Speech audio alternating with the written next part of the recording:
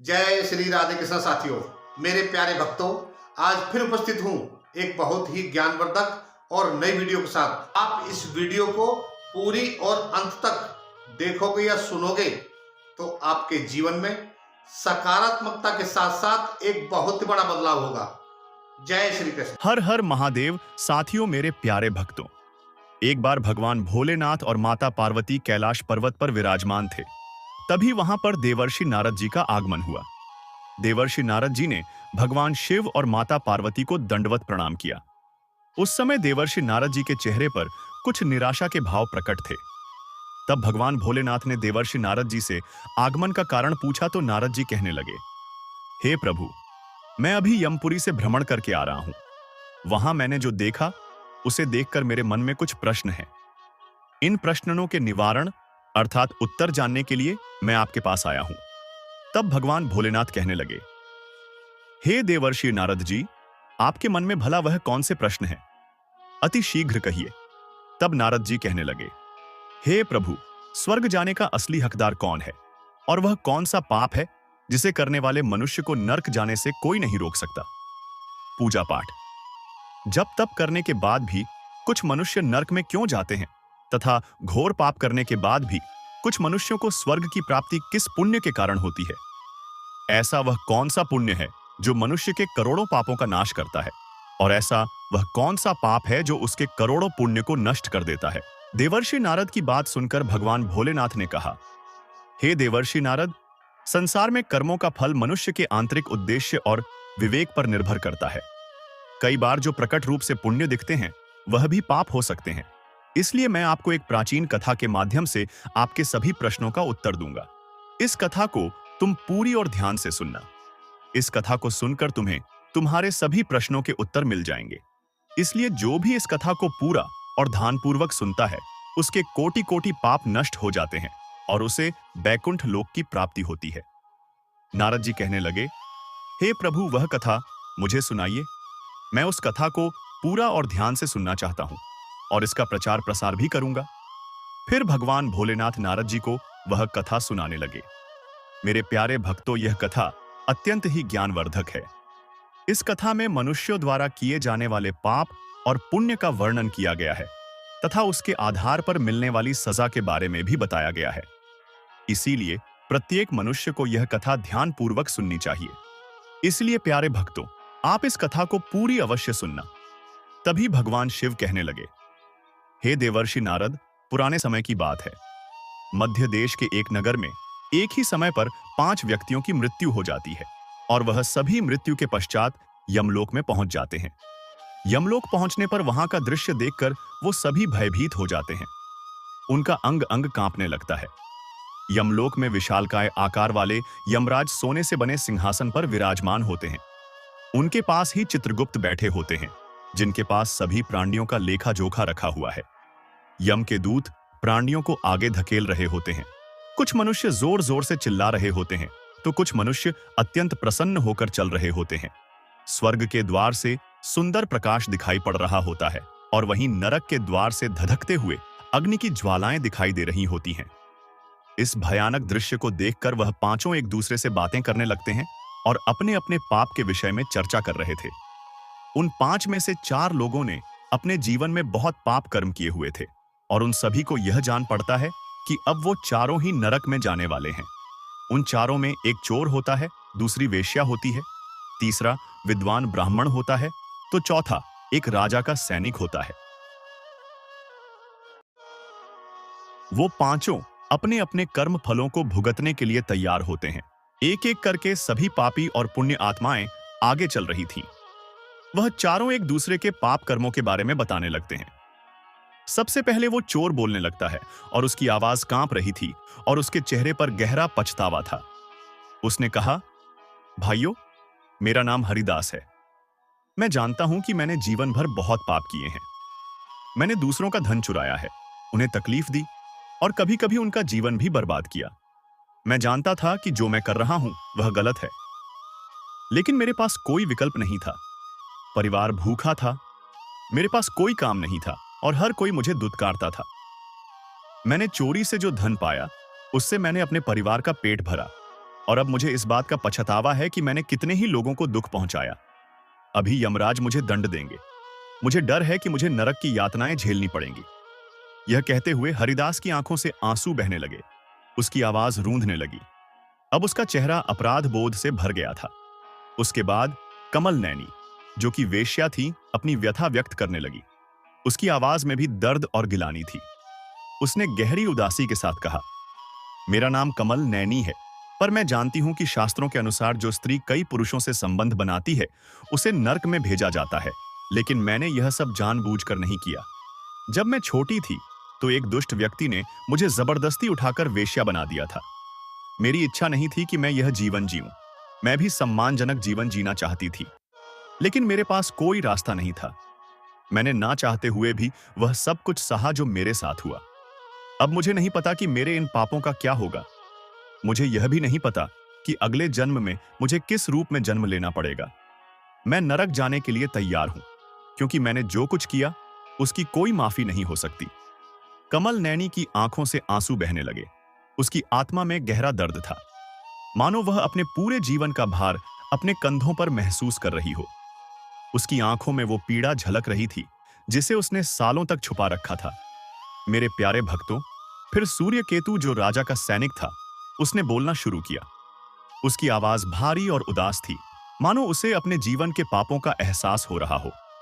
उसने दुख भरे स्वर में कहा, भाई, मेरा नाम सूर्य केतु है। हम चारों में सबसे बड़ा पापी तो मैं ही हूं। मैंने बहुत बड़े पाप किए हैं। मैं राजा का सिपाही था, इसलिए मैं लोगों पर जोर जबरदस्ती करता था। मैंने कितनों के प्राण लिए हैं। मैंने कितने ही मासूम लोगों को सताया है और कितने ही निर्दोष लोगों को मेरे हाथों से दंड मिला है। यमराज मुझे कभी क्षमा नहीं करेंगे और मैं निश्चित ही नरक में जाऊंगा। लेकिन मैंने यह सभी पाप जानबूझकर नहीं किए हैं, अपने प्राणों के भय से और परिवार के पालन पोषण के लिए किए हैं। मेरा राजा जो कहता था उसका पालन मुझे करना पड़ता था। राजा के विरुद्ध भला कोई साधारण मनुष्य कैसे जा सकता है? यह पाप करते हुए मुझे अत्यंत दुख भी होता था और मैं जानता था कि यह पाप करने से मुझे नरक की ही प्राप्ति होगी। किंतु परिवार के मोह बस होकर मैंने यह काम किए हैं। लेकिन पाप तो पाप होता है। पाप करके पश्चाताप करने का क्या फायदा? मेरा नरक में जाना तो तय है। उसके बाद वह विद्वान पंडित बोलता है, भाई, हम चारों में से सबसे बड़ा पापी तो मैं हूं। तुम लोगों ने जो भी पाप किए हैं वो जाने अनजाने में किए हैं या तुमसे किसी ने जबरदस्ती करवाए हैं। किंतु मैं तो विद्वान था। मैं सभी सत्य और असत्य जानता था। मुझे सच और झूठ का ज्ञान था, लेकिन फिर भी मैंने धन के लोभ बस यह पाप किए हैं। शास्त्र कहते हैं कि जो सब कुछ जानकर भी पाप करता है वह निश्चित ही नरक में जाता है। मैंने अपने ज्ञान का दुरुपयोग किया है। मेरे घर की स्थिति अत्यंत गरीब थी। मेरे पिता भिक्षा मांगकर गुजारा करते थे। मैंने अपने परिवार की गरीबी को दूर करने के लिए धन लेकर ज्ञान देने की चेष्टा की है। शास्त्र कहते हैं कि जो विद्वान ब्राह्मण अपने ज्ञान का दुरुपयोग करता है उसे निश्चित ही नरक में जाना पड़ता है। मैंने लोगों को ज्ञान देने के बदले में उनसे धन लिया है, कभी किसी को मुफ्त में ज्ञान नहीं दिया। इसीलिए आप चारों में सबसे बड़ा पापी तो मैं ही हूं और मुझे ही नरक में जाना पड़ेगा। वाचस्पति के चेहरे पर पश्चाताप की गहरी लकीरें साफ दिखाई दे रही थीं। उसकी आंखों में आंसू थे और उसका सिर शर्म से झुका हुआ था। वह अपनी आत्मा के बोझ से टूट चुका था। इन चारों की बात सुनकर महिपाल, जो एक घमंडी किसान था, हंसने लगा। उसके चेहरे पर घमंड और अहंकार था। उसने ताने मारते हुए कहा, तुम चारों तो इतने बड़े पापी हो कि तुम लोगों को तो नरक में जाना ही पड़ेगा। तुम लोगों ने घोर पाप किया है और इसीलिए यमराज तुम लोगों को कभी माफ नहीं करेंगे। यहां पर मौजूद मैं अकेला ही सबसे अधिक पुण्यवान हूं। मैंने अपने जीवन में बहुत पूजा पाठ किया है, ब्राह्मणों को दान दक्षिणा दी है। मैंने मृत्यु से पूर्व गाय का दान भी किया है और अब मेरे सभी पुत्र मेरी आत्मा की मुक्ति के लिए बड़े कार्यक्रम में मेरे लिए श्राद्ध दान तर्पण कर रहे हैं। इसीलिए मैं सबसे अधिक पुण्यवान हूं। मेरी 3 पत्नियां और 10 पुत्र हैं। कितने लोग मेरी मुक्ति के लिए उपाय कर रहे हैं। मैंने अपने जीवन में कभी कोई पाप नहीं किया है और जाने अनजाने में किया भी होगा तो मेरे पुत्रों के श्राद्ध आदि के कार्यों द्वारा मेरे पाप भी नष्ट हो जाएंगे। मैं नित्य देव पूजा करता था, मंदिर जाता था, द्वार पर आए अतिथियों को भोजन कराता था, इसीलिए मुझे पूरा विश्वास है कि यमराज मुझे नर्क में नहीं डालेंगे और मुझे निश्चित ही मोक्ष की प्राप्ति होगी। फिर वह पांचों धीरे धीरे आगे बढ़ने लगे। जब उनका समय आया तो उनके पाप और पुण्य कर्मों का मूल्यांकन किया जाने लगा। सबसे पहले हरिदास नामक चोर की बारी आई। हरिदास का हिसाब किताब किया गया। चित्रगुप्त ने उसके कर्मों का लेखा जोखा निकाला और उसके पाप व पुण्यों का मूल्यांकन किया। कुछ समय तक विचार करने के बाद यमराज ने हरिदास को स्वर्ग में भेज दिया। तब हरिदास आश्चर्यचकित हो गया। उसे विश्वास नहीं हो रहा था कि उसे स्वर्ग में स्थान मिलेगा। वह प्रसन्नता से स्वर्ग के द्वार की ओर बढ़ गया। इसके बाद कमल नयनी वेश्या की बारी आई। चित्रगुप्त ने उसके कर्मों का लेखा जोखा निकाला और उसके पाप व पुण्यों का मूल्यांकन किया। उसके बाद यमराज ने उसे भी स्वर्ग में भेजने का आदेश दिया। यह सुनकर कमल नयनी की आंखों में आंसू आ गए। उसे यकीन नहीं हो रहा था कि उसकी इतनी बड़ी गलती के बाद भी उसे स्वर्ग में स्थान मिलेगा। वह आभार से भरी हुई बिना कुछ कहे स्वर्ग के द्वार की ओर चल पड़ी। फिर तीसरी बारी आती है उस सिपाही की जिसका नाम सूर्यकेतु था। चित्रगुप्त ने उसके कर्मों का हिसाब भी लगाया और उसके पाप व पुण्य का मूल्यांकन किया। इसके बाद यमराज ने उसे भी स्वर्ग में भेजने का आदेश दिया। सूर्यकेतु के चेहरे पर पछतावा और प्रसन्नता के भाव थे। उसने अपने जीवन में किए गए पापों का दुख महसूस किया, परंतु वह भी प्रसन्नता के साथ स्वर्ग की ओर चल पड़ा। फिर चौथी बारी उस विद्वान ब्राह्मण की आई जिसका नाम वाचस्पति था। चित्रगुप्त ने उस ब्राह्मण के कर्मों का लेखा जोखा निकाला और पाप व पुण्य का मूल्यांकन किया। फिर यमराज ने उस ब्राह्मण को भी स्वर्ग में जाने का आदेश दिया। कथा सुनाते हुए आगे भगवान भोलेनाथ कहने लगे, हे नारद जी। फिर वह ब्राह्मण विचार करने लगा कि मैंने तो बहुत बड़ा पाप किया है, फिर मुझे क्यों स्वर्ग में भेज रहे हैं। वो वाचस्पति भी यमराज के निर्णय से चकित रह गया, परंतु उसने इसे स्वीकार किया और वो भी स्वर्ग की ओर बढ़ गया। उन चारों को स्वर्ग में जाता देख वो धनवान किसान बहुत दुखी और क्रोधित हुआ। वह सोचने लगा कि यह कैसा न्याय है, इन पापियों को स्वर्ग जाने का मौका मिल रहा है, फिर मैंने जो पुण्य के काम किए हैं उनका क्या होगा। पापी और पुण्य आत्मा एक ही जगह पर डाले जाएंगे तो पुण्य करने का क्या फायदा। फिर उस धनवान किसान को यम के दूत जोर से धक्का देते हैं और कहते हैं, अरे पापी, तू नरक में डाला जाएगा। यह सुनकर वो धनवान किसान भयभीत हो गया और कहने लगा, मैं तो स्वर्ग में जाऊंगा, मैंने कोई पाप नहीं किया है। फिर वह धनवान किसान यमराज के सामने आकर खड़ा हो गया। चित्रगुप्त उसके कर्मों का लेखा जोखा देखने लगे और उसके पाप व पुण्य का मूल्यांकन किया गया। उसके पापों का पलड़ा भारी था और यमराज उस धनवान किसान को नरक में जाने का आदेश देते हैं। तभी वो किसान थर थर कांपने लगा और कहने लगा, मैंने तो जीवन में कोई पाप नहीं किया है और जीवन भर पुण्य ही किया है, फिर आप मुझे नरक में क्यों डाल रहे हैं। और मुझसे पहले जो 4 लोग गए थे वह तो घोर पापी थे, उन्होंने बड़े बड़े पाप और अपराध किए हैं, उन्हें तो आपने स्वर्ग में डाल दिया है। आप ऐसा अन्याय मेरे साथ क्यों कर रहे हैं। अगर ऐसा अन्याय होगा तो भला कौन मनुष्य धरती पर पुण्य करेगा। यमराज कहने लगे, अरे पापी, तूने जो पाप किया है वह तो उन 4 के पापों से भी बड़ा पाप है। तेरे एक पाप के कारण तेरा सारा पुण्य फल नष्ट हो गया है। यदि तूने यह पाप नहीं किया होता तो तू स्वर्ग में जा सकता था, लेकिन तूने यह पाप जानबूझकर किया है, इसीलिए तुझे नरक में अवश्य जाना पड़ेगा। मेरे प्यारे भक्तों, आगे कथा सुनाते हुए भगवान भोलेनाथ कहने लगे, हे नारद जी, उस चोर हरिदास ने अपने जीवन में चोरी की थी, परंतु उसने कभी गरीब या निर्दोष व्यक्ति के घर चोरी नहीं की थी। वो केवल अमीर और अहंकारी लोगों के घर चोरी करता था। उसने अपने द्वारा चुराए गए धन का अधिकांश हिस्सा गरीब और भूखे को भोजन कराने में खर्च किया था। हरिदास का हृदय दयालु था और उसने अपने जीवन में कई भूखे को भोजन और पानी दिया था। उसके यह पुण्य उसके पापों से बड़े थे, इसीलिए उसे स्वर्ग का मार्ग प्राप्त हुआ। यह सुनकर किसान ने सर झुका लिया, उसकी आंखों में पछतावा दिख रहा था। भगवान भोलेनाथ आगे बताने लगे और कहा कि जो कमल नैनी वैश्य थी, उसने यह पाप जानबूझकर नहीं किया था, उसे जबरन वेश्यावृत्ति में धकेला गया था। लेकिन उसने अपने जीवन के अन्य समय में पशु पक्षियों और बेसहारा जानवरों की सेवा की थी। उसने हर रोज पक्षियों को दाना डाला और घायल जानवरों की देखभाल की। उसकी आत्माओं में करुणा थी और उसके यह पुण्य उसके जीवन के पापों से अधिक थे। इसीलिए उसे भी स्वर्ग में स्थान प्राप्त हुआ। फिर भगवान भोलेनाथ कहने लगे कि सिपाही सूर्य केतु ने अपने जीवन में अनगिनत लोगों के प्राण लिए थे, परंतु वह अपने राजा के आदेशों का पालन कर रहा था। उसने कई बार अपनी आत्मा को यह समझाने की कोशिश की कि जो वो कर रहा है वह गलत है, लेकिन अपने परिवार की सुरक्षा और पेट पालने के लिए उसने यह काम किया। परंतु उसके बावजूद उसने कई बेसहारा लोगों की सहायता की। उसने कई बार गरीबों को भोजन कराया और अपने की पापों का पश्चाताप भी किया था। इसलिए उसके पुण्य उसके पापों से अधिक थे, इसीलिए उसे भी स्वर्ग की प्राप्ति हुई। महिपाल किसान अब और भी अधिक शर्मिंदा हो गया। उसकी आंखों में पश्चाताप के आंसू थे, लेकिन यमराज ने उसे अंतिम निर्णय के लिए तैयार किया। यमराज ने कहा, उस ब्राह्मण वाचस्पति ने अपने ज्ञान का दुरुपयोग किया था। उसने धन के लालच में आकर अपने शास्त्रों के ज्ञान का व्यापार किया, परंतु उसने अपने जीवन में कभी किसी को मुसीबत में नहीं छोड़ा।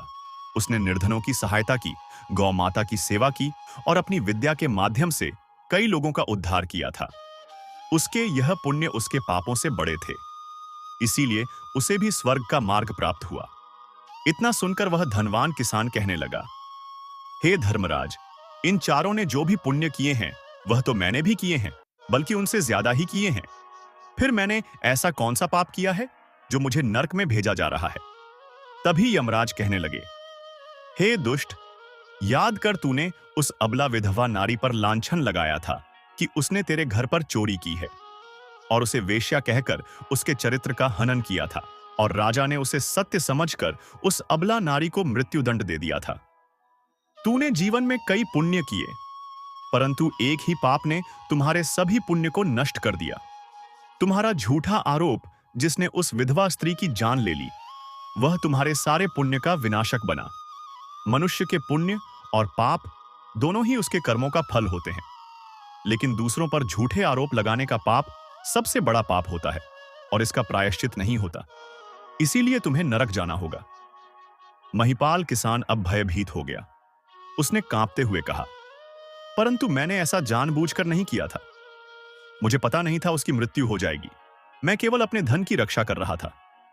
यमराज कहने लगे, हे पापी मनुष्य, ब्रह्ममण हत्या, चोरी, मद्रापान आदि प्रकार के घोर पापों से भी प्रायश्चित करके मुक्त हुआ जा सकता है, किंतु दूसरों पर गलत आरोप लगाने पर कोई प्रायश्चित नहीं है।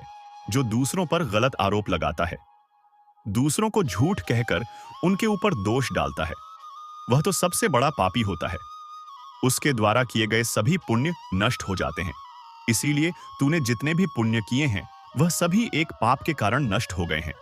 मेरे प्यारे भक्तों, अब तो महिपाल किसान की आंखों से आंसू बहने लगे। उसकी आवाज कांप रही थी जब उसने कहा, हे धर्मराज, मैंने अपने जीवन में अनेकों दान किए हैं, देवताओं की पूजा की है, ब्राह्मणों की सेवा की है, परंतु यह एक पाप जिसे मैंने सोचा भी नहीं था कि कितना बड़ा पाप होगा, मेरे सारे पुण्य नष्ट कर देगा। क्या कोई प्रायश्चित नहीं है इसका जिससे मैं इससे मुक्त हो जाऊं? तब धर्मराज ने कहा, नहीं महिपाल, तुमने अपने जीवन में उस निर्दोष स्त्री पर जो आरोप लगाए थे, उनका परिणाम यह है कि तुम्हारे सभी पुण्य नष्ट हो चुके हैं और अब तुम्हें नरक की यातनाएं झेलनी ही पड़ेंगी। फिर यमराज यमदूतों को बुलाकर उस पापी किसान को नरक ले जाने के लिए कहते हैं। महिपाल किसान यमराज के इस कठोर निर्णय से टूट चुका था। वह रोता बिलखता नरक की ओर ले जाया जाने लगा। उसके मन में केवल पछतावा और गिलानी थी। मेरे प्यारी भक्तों, तब भगवान भोलेनाथ कहने लगे, हे देवर्षि नारद, इस प्रकार से उन चारों ने पाप करके भी उन्हें स्वर्ग की प्राप्ति हुई, किंतु उस किसान ने अपराध किया था। किसी अबला स्त्री पर आरोप लगाकर उसका चरित्र हनन किया था। एक स्त्री सदा ही पूजनीय होती है। जो भी पुरुष स्त्री पर गलत आरोप लगाता है उसे महापाप लगता है। कभी भी किसी स्त्री की दुर्बलता का फायदा नहीं उठाना चाहिए। पराई स्त्री को सदैव ही माता समान समझना चाहिए। जो किसी विधवा या दुखी स्त्री को सताता है उसे नरक में जाना पड़ता है। मनुष्य को कभी भी सत्य का मार्ग नहीं छोड़ना चाहिए। सत्य के मार्ग पर चलकर ही स्वर्ग की प्राप्ति होती है। इसीलिए भक्तों, कभी भी सत्य का मार्ग नहीं छोड़ना चाहिए। असत्य का साथ देने से मनुष्य के सभी पुण्य भी नष्ट हो जाते हैं। मेरे प्यारे भक्तों, ये कथा आपको कैसी लगी? कमेंट बॉक्स में लिखकर जरूर बताएं। और ऐसी ही ज्ञानवर्धक जानकारी से जुड़े रहने के लिए हमारे चैनल को सब्सक्राइब जरूर करें। जय भोलेनाथ।